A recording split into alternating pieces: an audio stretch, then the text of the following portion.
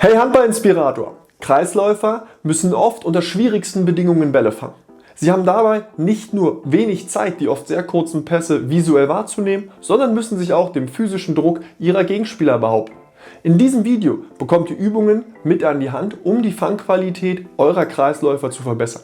Wir gehen dabei auf Übungen mit und ohne Gegnereinwirkung ein, schauen uns das Fangen explizit aus der Sperre an und geben am Ende euren Kreisläufern noch Übungen mit, wodurch sie individuell ihre Griffmuskulatur stärken können. Bleibt am Ball und lasst euch inspirieren.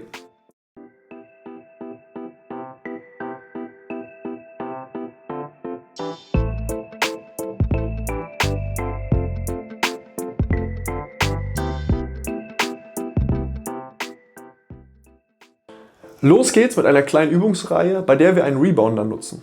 Es geht explizit darum, kurze Passwege ohne Gegnereinwirkung zu kreieren. Bei der ersten Situation steht der Kreisläufer kurz vor dem Rebounder und hat zwei Passgeber hinter sich, also nicht in seinem Blickfeld stehen, welche abwechselnd oder unrhythmisiert die Bälle über den Rebounder an den Kreisläufer spielen. Dadurch gibt es für den Kreisläufer zwei mögliche Passwege und wir können die visuelle Wahrnehmung schärfen. Im Verlauf der Übung nehmen wir dann einen kleinen Gummiball mit dazu, welcher uns hilft, einfach ins einhändige Fangen zu gehen, beziehungsweise den Kreisläufer aber auch fordert, dass er nicht aus einer vorbereiteten Handposition ins Fangen geschickt wird. Jetzt aber viel Spaß mit den Übungen.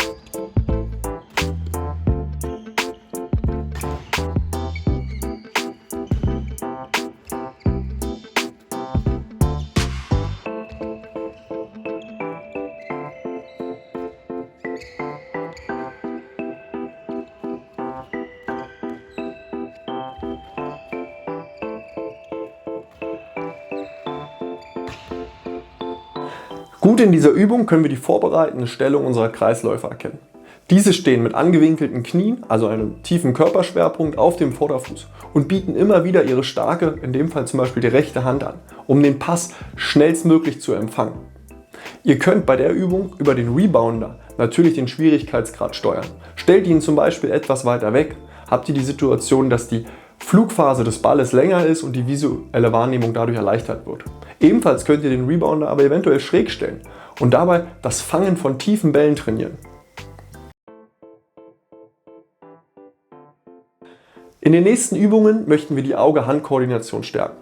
Dies machen wir zu Beginn mit dem Passen von zwei Bällen gleichzeitig bzw. dem Fang aus einer Drehung. Ebenfalls nehmen wir eine Sichtbehinderung eines Gegners dazu mit der gegnerischen Hand.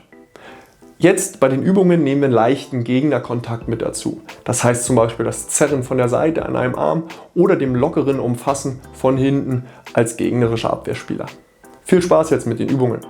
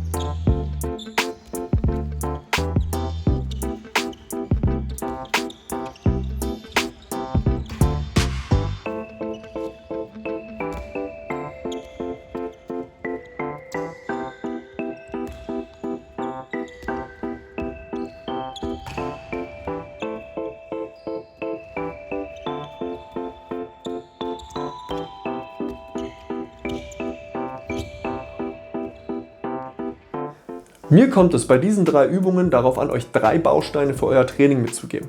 So könnt ihr das Fangen eines schwierigen Balls aus der Drehung, dem Zerren an der Seite als Gegnerkontakt, um wieder die Auge-Hand-Koordination zu stabilisieren, oder aber auch das lockere Umfassen von hinten mit Behinderung des Sichtfeldes als Elemente für euer Training nutzen.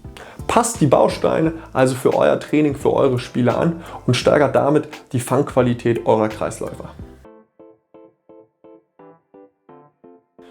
Nun möchte ich euch ein paar Übungen mit an die Hand geben, welche auch als Technikziel für die Flankensperre dienen könnten. Und eure Kreisläufer jetzt endgültig auf den Körperkontakt gegeneinander und in eine spielnahe Situation bringen. Zu Beginn mit Stoßen, Rangeleien von der Seite, hin zum Greifen und Drücken eines weiteren Balls, enden wir am Ende in einem Fangspiel gegeneinander mit einer hohen Intensität und viel Körperkontakt. Viel Spaß bei den Übungen!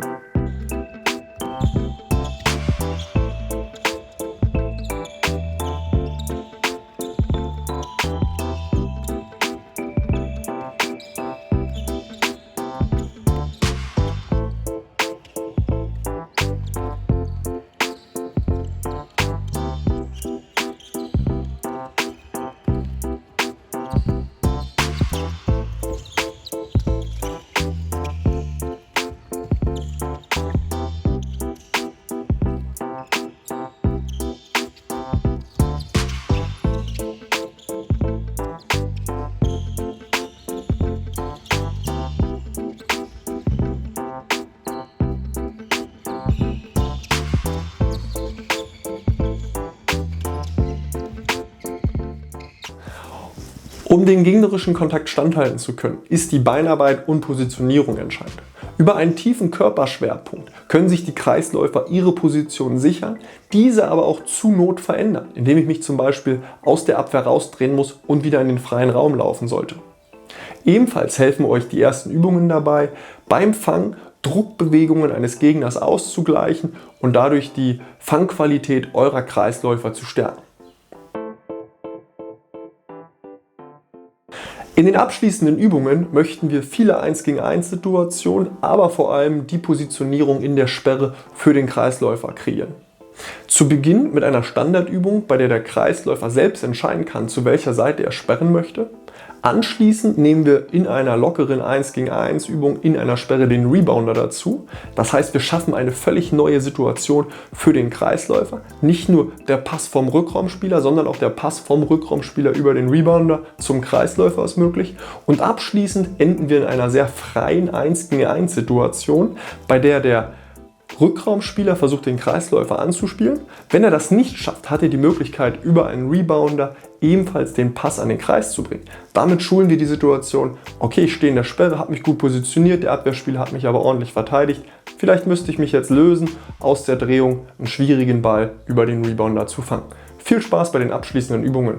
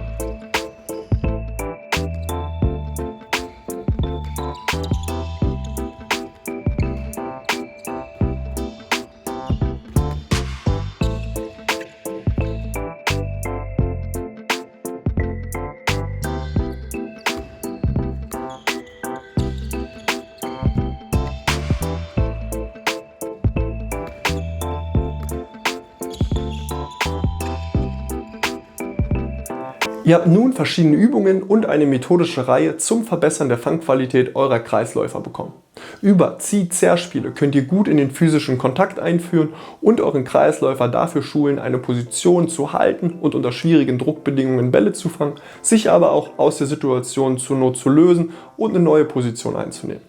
Auge-Hand-Koordination stärken wir über den Rebounder, über Behinderungen des Sichtfelds zum Beispiel. Zum Abschluss dieses Videos möchte ich euch noch 3 kleine, einfache Greifübungen mit an die Hand geben, die eure Spieler nach dem Training, vor dem Training oder bei dem Training selbstständig absolvieren können. Zuerst greifen die Spieler einen kleinen Gummiball, anschließend einen größeren Gewichtsball. Zum Abschluss habe ich eine kleine Kraftscheibe, eine kleine Gewichtsscheibe mit Schnürsenkel und Tape an einem Handball befestigt und über Druckbewegungen über den Ball an die Scheibe entwickeln wir ganz viel Kraft in unserem gesamten Arm, in unserer gesamten Greifmuskulatur. Ich hoffe, dass ihr diese Übungen auch für euren Trainingsbetrieb nutzen könnt, denn Handball inspiriert.